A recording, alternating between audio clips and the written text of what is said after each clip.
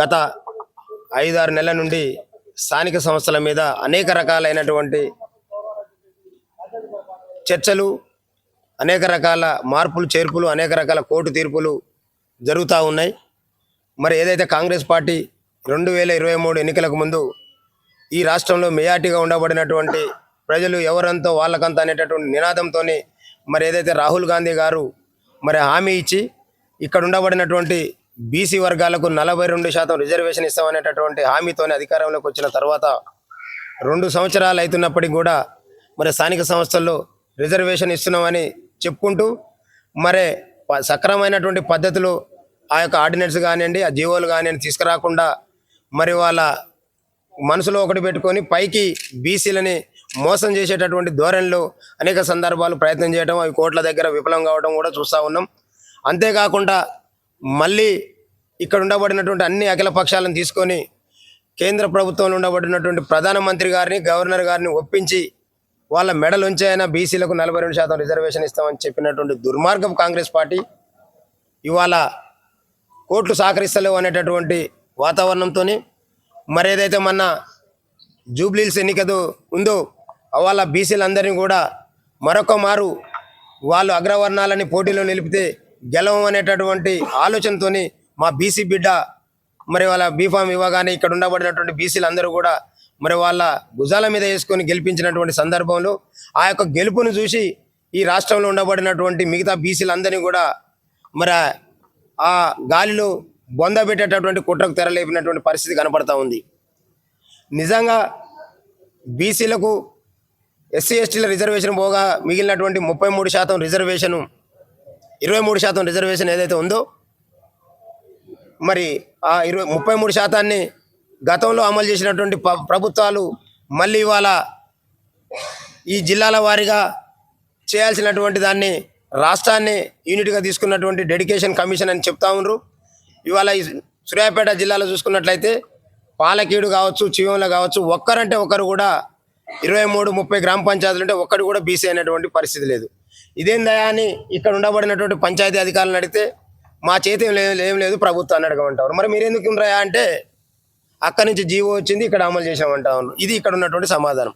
మరి ఆ జీవో ఎక్కడదా అంటే డెడికేషన్ కమిషన్ అంటారు. అరే డెడికేషన్ కమిషన్ అయినా ఇంకో కమిషన్ అయినా అక్కడ గ్రామ పంచాయతీ స్థాయిలో ఉండబడినటువంటి జనాభా ఆధారంగా ఆ మండలాన్ని యూనిట్గా తీసుకొని ఆ మండలం ఉన్నటువంటి జనాభా ప్రకారం పూర్తి స్థాయిలో ఎస్సీ ఎస్టీలు ఉన్న కాడ వాళ్ళకి ఇచ్చిన తర్వాత మిగతా చోటనైనా మాకు రావాలి కదా అంటే రాష్ట్రాన్ని యూనిట్గా తీసుకుంది డెడికేషన్ కమిషన్, అందుకనే మీకు కొన్ని మండలాల్లో రాలేదంటారు. అంటే ఈ ప్రభుత్వం బీసీలని కావాలనే అనగదొక్కేటటువంటి కుట్రకు ఈ రేవంత్ రెడ్డి కాంగ్రెస్ పార్టీ తెరలేపిందనే దానికి మరి ఇప్పుడు వచ్చినటువంటి రిజర్వేషన్లే మరి మాకు సంకేతంగా కనపడతా ఉన్నాయి. మరి ఇక్కడ ఉన్నటువంటి కాంగ్రెస్, బీజేపీ, బీఆర్ఎస్ పార్టీలో ఉండబడినటువంటి ఆ జెండాలు మోస్తున్నటువంటి మా బీసీ సోదరులందరూ కూడా విజ్ఞప్తి చేస్తూ ఉన్నాను. దయచేసి ఇది మేము చెప్తున్నది కాదు, ఇక్కడ కాంగ్రెస్ పార్టీ ప్రభుత్వం, ఇక్కడ ఉండబడినటువంటి అధికారులు చెప్తున్నటువంటి రిజర్వేషన్ని మరి మీరు అందరూ కూడా ఒకసారి ఆలోచన చేయాల్సినటువంటి అవసరం ఉంది. ఒక మండలాన్ని తీసుకుంటే కనీసం 1-2 లేదు, ఒక ఊరిని తీసుకుంటే ఒక వార్డు మెంబర్ కూడా లేకపోవడం బీసీల కంటే ఇది ఏ రకమైనటువంటి కుట్ర జరుగుతుందో మరి ఆలోచించాల్సిందిగా విజ్ఞప్తి చేస్తూ ఉన్నాం. 70-80 ఏళ్ళు అయినప్పటికీ కూడా మరి మనం ఇంకా వాళ్ళు చేస్తున్నటువంటి కుట్రల్ని పసిగట్టలేమనేటటువంటి పరిస్థితిలో ఉన్నటువంటి వర్గాలని మరి మనం బొంద పెట్టాల్సినటువంటి సమయం ఆసన్నమైంది. అందుకనే మిత్రులారా, ఇక ఆలస్యం చేస్తే మనకే నష్టం. అందరూ కూడా కలిసి రావాల్సిందిగా రోడ్ల మీదకి వచ్చి ఈ పార్టీల యొక్క వైఖరిని ఎండగట్టి మరి ఆ పార్టీల చెరలో ఉండబడినటువంటి మన వర్గాలని బయటికి తీసుకొని వచ్చి మన ఓట్లు మనం వేసుకొని మన రాజ్యాన్ని మనం పరిపాలించుకుంటే తప్ప ఈ వర్గాల వెంట మనం నడిచినంత కాలం మన బతుకులు మారవు, మన తలరాతలు మారవు. మరి ఇంకెంతకాలం వాళ్ళ కింద వాళ్ళ అడుగుజాడల్లో నడుచుకుంటూ మన జాతుల యొక్క అభ్యున్నతిని వాళ్ళ కాడ తాకట్టు పెడదాం అనేటటువంటి అంశాల మీద మీరందరూ కూడా ఆలోచన చేసి కలిసి రావాల్సిందిగా తెలంగాణ రాజ్యాధికార పార్టీ ఈ రాష్ట్రంలో ఉండబడిన మెజార్టీ ప్రజల యొక్క ఆకాంక్షలకు అనుగుణంగా, ఆలోచనకు అనుగుణంగా వాళ్ళ వాటాలను సాధించుకోవడం కోసం, ఎవరి వాటా వాళ్ళకు పంచడం కోసం వచ్చినటువంటి పార్టీ మరి తీన్మార్ మల్లన్న గారి నాయకత్వంలో ఈ జాతులకు మేలు చేసుకునేటటువంటి అవకాశం ఉన్నటువంటి పార్టీ. కాబట్టి దయచేసి ఈ పార్టీలు చేస్తున్నటువంటి కుట్రలన్నింటినీ కూడా పసిగట్టినం. ఇక పైన వాళ్ళ ఆటలు చెల్లవు, వాళ్ళ ఆటలను ఎండగట్టకపోతే మన బతుకులు అధోగతి పాలైతే అనేటువంటి వాస్తవాన్ని గమనించడం. కాబట్టి మిగతా పార్టీలలో ఉండబడిన వాళ్ళందరూ కూడా కలిసి రావాల్సిందిగా ఈ మీడియా ద్వారా విజ్ఞప్తి చేస్తూ ఉన్నాను. ఫైనల్ గా ఇప్పుడు రిజర్వేషన్ ఏమైనా డిమాండ్ మీరు చేంజ్ చేయాలని ఖచ్చితంగా ఈ రెడ్డి వర్గాలు చేస్తున్నటువంటి కుట్రల్ని ఇవాళ పసిగట్టలేనటువంటి దీనమైన స్థితిలో మా బీసీ వర్గాలు లేవు. ఇవాళ తెలివైనటువంటి బీసీ సమాజం, మేల్కొన్నటువంటి బీసీ సమాజం ఈ రాష్ట్రంలో ఉంది.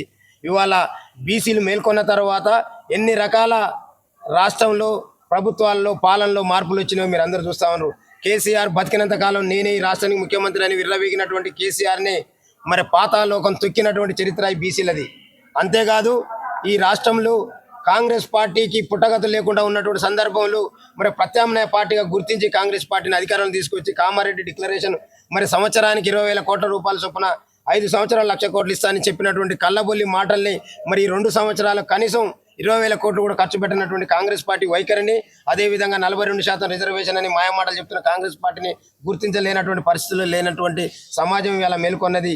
అంతేకాదు బీజేపీ పైకి బీసీ అని చెప్పుకుంటేనే మరి బీసీలలో ఉండబట్టినటువంటి నాయకత్వాన్ని వాళ్ళ తప్పించి మళ్ళీ అగ్రవర్ణాల చేతిలో పెట్టి బీసీల ముసుగులో డ్రామాలు ఆడుతున్నటువంటి ఈ 3 పార్టీలని ఎండగట్టడమే కాదు, చట్టపరంగా బీసీలకు రావాల్సినటువంటి వాటా వచ్చేంత వరకు చట్టం ద్వారా ప్రయత్నం చేస్తూనే ఈ సమాజాన్ని మేల్కొల్పి ఈ రాష్ట్రంలో ఉండబడినటువంటి ఎస్సీ, ఎస్టీ, బీసీ మైనార్టీల యొక్క జనాభా ప్రకారం 90% పైన ఉండబడిన మా వర్గాలను ఏకం చేసి రాబోయే రోజుల్లో స్థానిక సంస్థల్లో ప్రతి జనరల్ స్థానంలో ఎస్సీ, ఎస్టీ, బీసీలను నిలబెట్టి ఓట్లు మాయే కాబట్టి ఖచ్చితంగా సీట్లు కూడా మాయనేటటువంటి నినాదంతో మా జాతుల్ని ఏకం చేసి మరి యొక్క స్థానిక సంస్థల్లో గెలిపించుకొని భవిష్యత్తులో చట్టసభల్లో ఈ దుర్మార్గుల్ని బొందబెట్టడమే లక్ష్యంగా ముందుకు పోతా ఉంది తెలంగాణ రాజ్యాధికార పార్టీ అనేటటువంటి విషయాన్ని కూడా ఈ వేదిక ద్వారా మీ అందరూ కూడా గుర్తు చేస్తా ఉన్నాను.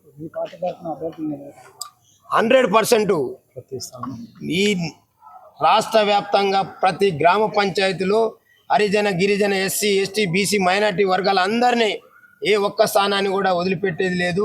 ఇవాళ మెజారిటీ ప్రజలమైనటువంటి మేము ఇప్పటి వరకు అగ్రవర్ణాలని మా భుజాల మీద మోసినటువంటి మేము మా భుజాలు కాయలు కాసి మా బతుకులు ఆగమైపోయినాక కూడా ఆ వర్గాలను మోసే పరిస్థితి లేదు. ఖచ్చితంగా మా వర్గాలను పోటీ పెడతాం.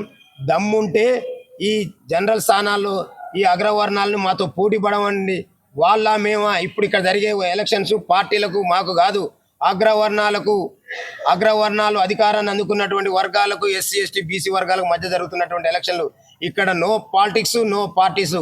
ఇక్కడ BC, SC, ST, minority versus అగ్రవర్ణాలుగానే మేము ఎన్నికల్లోకి పోబోతా ఉన్నాం. మా దమ్ము, మా సత్తా నిరూపించుకునేటటువంటి సమయం ఆసన్నమైంది. ఖచ్చితంగా మేమేందో మా దమ్మేందో చూపించేటటువంటి సమయం వచ్చింది. ఖబర్దార్ అగ్రవర్ణ దుర్మార్గులారా, మా ఓట్లతో అధికారంలోకి వచ్చి 70-80 ఏళ్ళ నుంచి మా సంపదను మెక్కి మా ఉన్న రిజర్వేషన్లు కూడా తొక్కి పడుతున్నటువంటి మిమ్మల్ని పాతాళలోకం తొక్కడం ఖాయం అనేటటువంటి వాస్తవాన్ని కూడా ఈ వేదిక ద్వారా మీకు గుర్తు చేస్తా ఉన్నాను. ఖబర్దార్.